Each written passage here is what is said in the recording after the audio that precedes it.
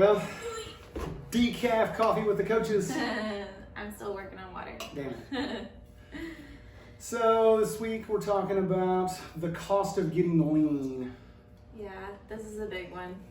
To me, I guess what I think of right out of the gate is when I hear people talking about getting lean, they're talking about the transformation pictures they see all over Instagram with people shredded and six packs, and so it gives. I feel like it gives people this expectation of six pack is the thing to shoot for.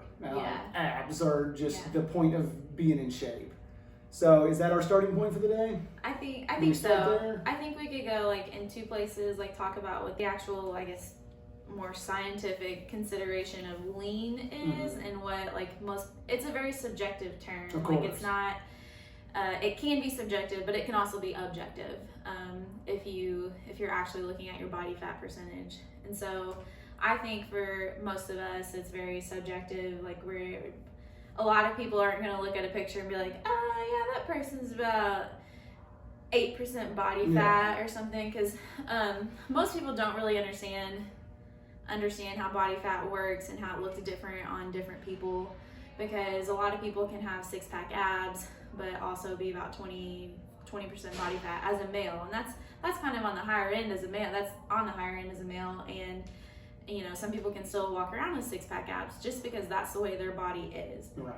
And so if we want to get like scientific with it, the actual description of extremely lean, getting close to your basically enough body fat to just live, to be alive. Just to make it through the day. Just to make it through the day. Something under like 6 to 8% as a male and below, and then as a female it would be below like 15%.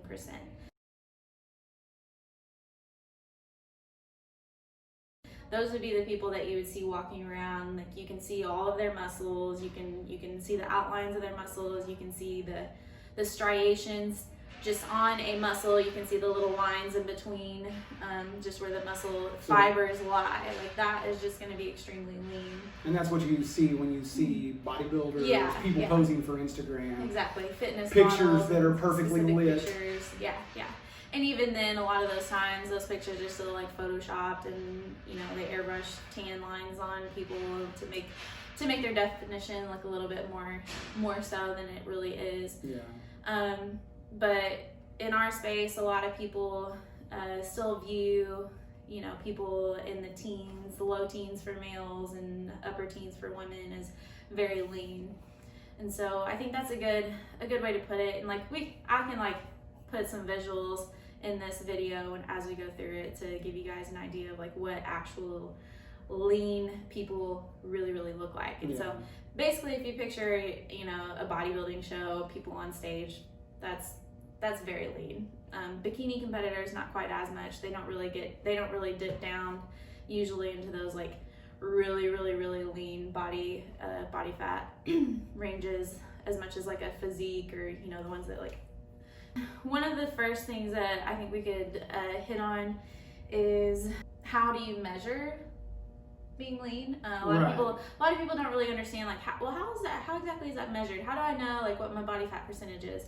A lot of people will get a misconception because they'll get one of those scales that has the two metal dots on it that you stand on, and so they stand on that and they put in a little bit of their personal data, and they're like, I'm 28% body fat, as a man. Yeah, it just kind of throws out. It's a best guess. Those BIA scales are not that accurate at all. If you're just standing on it and it's trying to measure your body fat through the bottom of your foot only, it's not going to be accurate. But that being said, it can give you a good average over time. So if you're trying to lose body fat, it can still give you the progress that you're making, but it's not going to be spot on. So it's just another unit of measurement there, right? So right. I guess I don't know anything about this one, but will that one at least give you consistent measurements if you stay on the same machine over time? Yeah. Okay, so you could use it effectively that way. You could see progress, but it won't tell you accurate numbers. Yeah. Okay. Yeah, exactly. That gives me some understanding. Exactly. And so that's why a lot of people's perceptions of body fat are very skewed, because they use these things whenever they're very inaccurate. And the more body fat you have on you, the less accurate it is.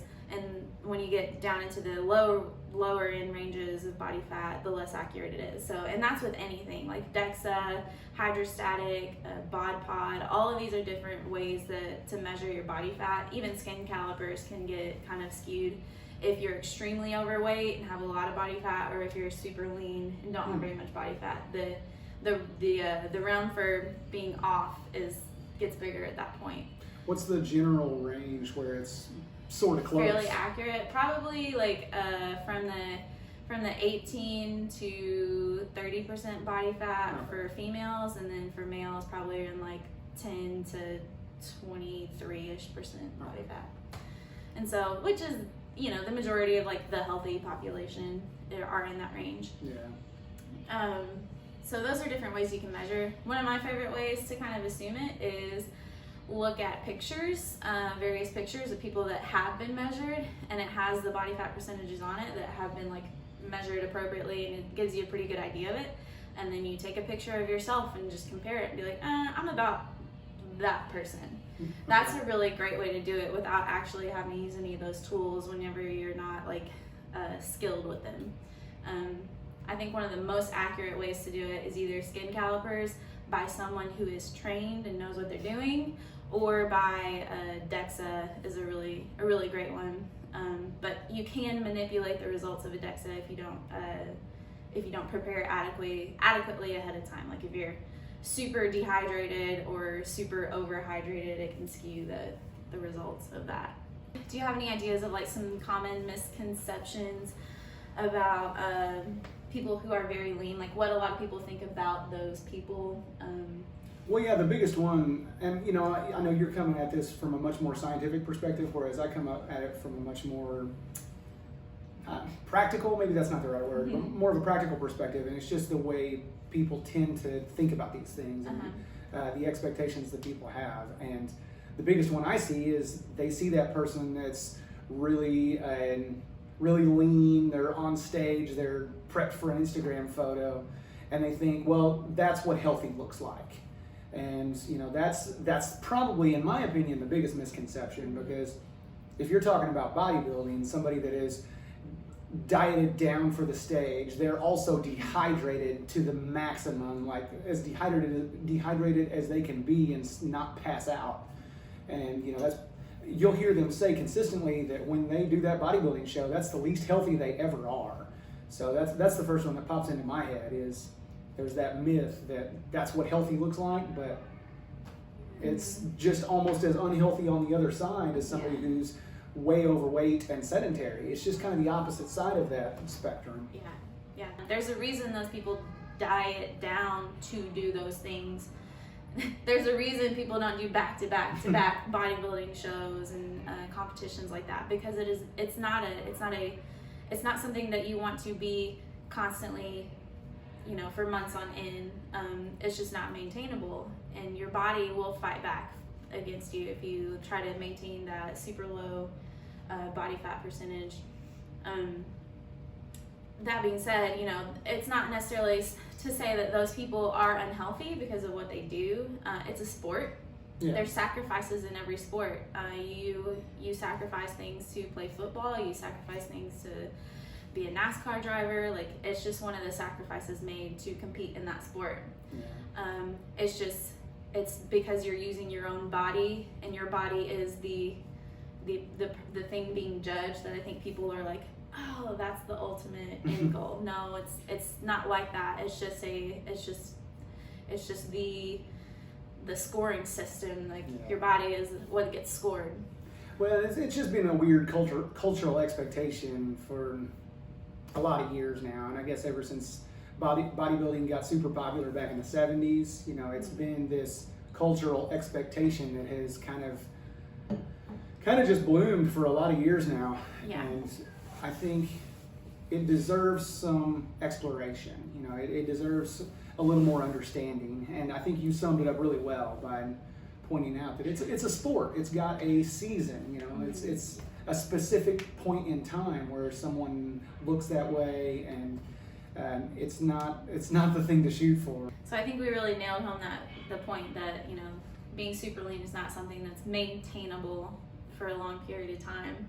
Oh, another thing that a lot of people kind of misperceive is that you do the same things to get from kind of on the verge of overweight to just a healthy weight, and then you continue to do the same things to go from that healthy weight to the super lean weight.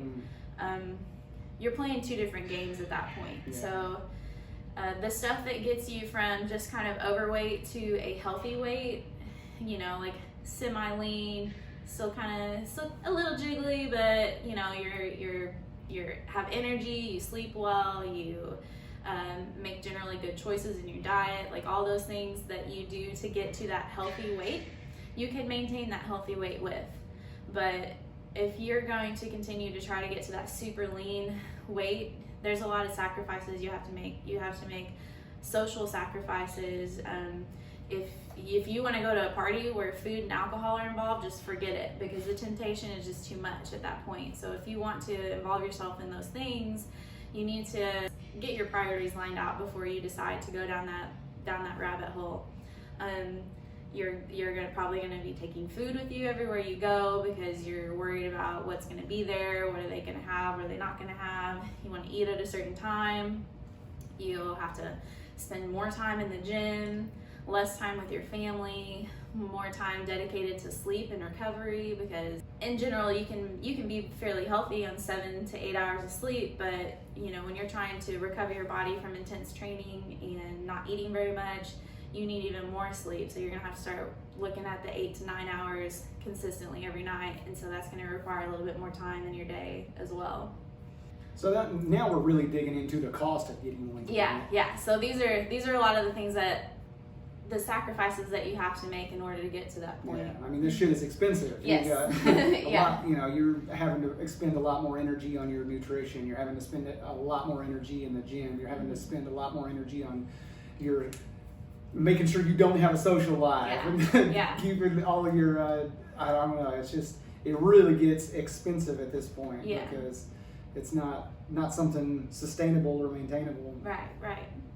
And just a lot of I think it's good to jump off that into the implications that being super lean and adopting these behaviors can create. So one big thing can be like brain fog.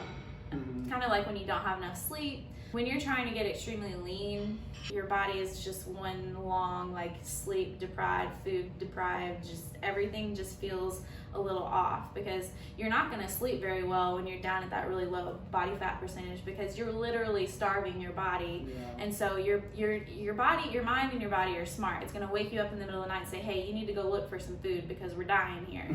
So there's little things like that. And even though you know you're not killing yourself, your body doesn't know what's going on. All it knows is, I'm hungry, I haven't had much food, what is going on? This person needs to snap out of it. And so you're gonna get woken up hungry in the middle of the night, things like that.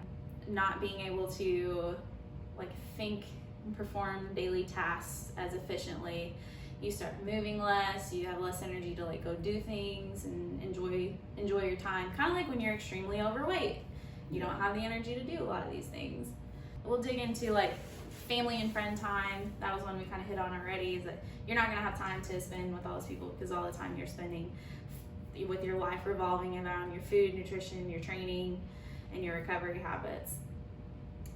Can you think of some other things that get sacrificed a lot when people try to get to that point? I don't know. I mean, I think you touched on everything that I can think of. I mean, I've never gone down this route of trying to lose a significant, get down to super lean or anything, but I can imagine sex drive would be down. I can, obviously if your energy level and your sleep is so affected, then, it hits in a lot of different areas. Yeah. So I can imagine that would be a big side effect as well. Yeah. The hormonal fluctuations that happen when you try to get really lean. There's so low libido is a big one, and that can be a sign of several other things that are going wrong as well. So you put yourself at risk for low testosterone in males, low estrogen in females. Females can become amenorrheic. It's very, very likely that they're once they get down to that really, really low body fat percentage, they can lose their period. And if you don't do the appropriate things to get it back soon after, then you're just kind of screwed for a long period of time. And then there's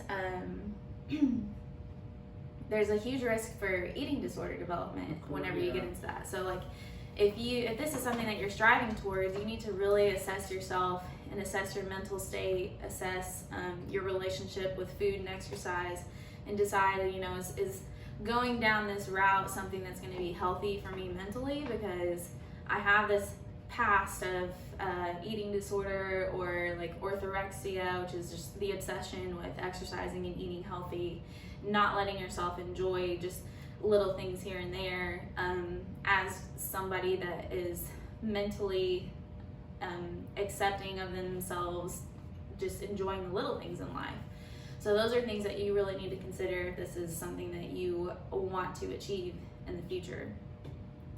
Yeah, I definitely know some people that they enjoy bodybuilding, they've done shows and things like that. But the people that have been successful, or the people that I've known that have been successful with this, they have explored the risks. Mm-hmm. They've really understood what's real, what's social media expectation, you know, what the legitimate things are that go on here.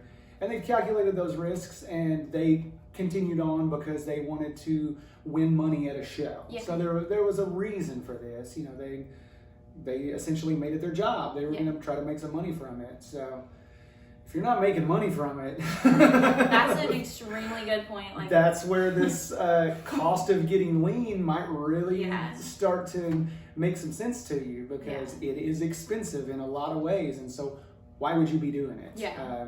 You know, when there are a lot of reasons not to. So if you've got a specific reason to go down this route, and you understand the consequences and you've weighed those, and you're in the right mental state, then that it's the thing for some people. But explore those expectations. You know, consider why you might be feeling like this is the thing, this is the route to go, or this is the thing to do. Yeah, 100%. Because if you're not getting paid for it, why would you put your body through this?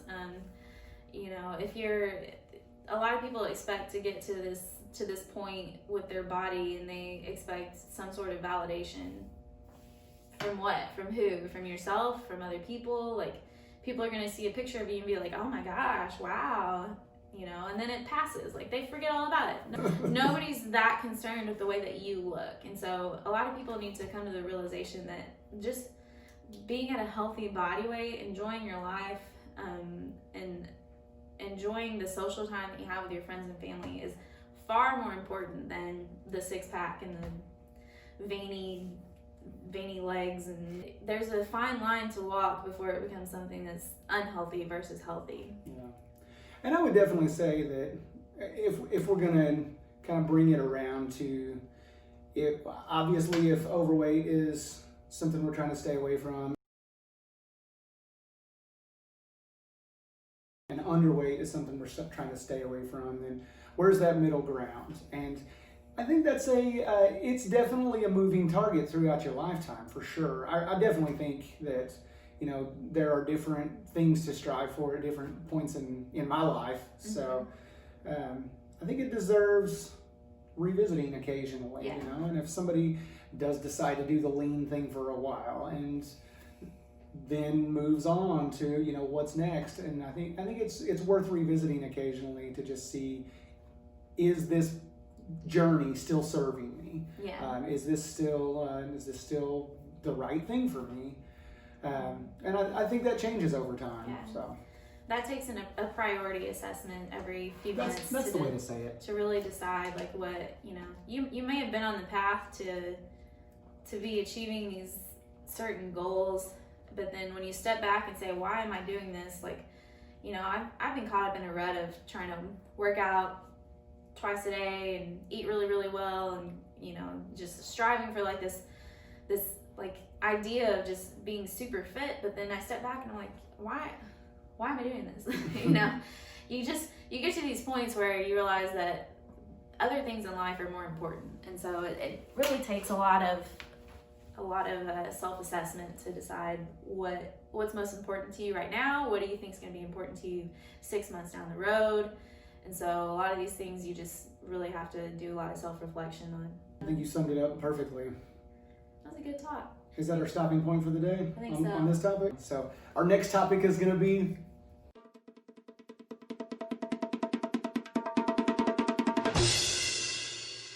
so let's call it quits there. Yeah, that was a good one. And we'll see you guys next week. Bye.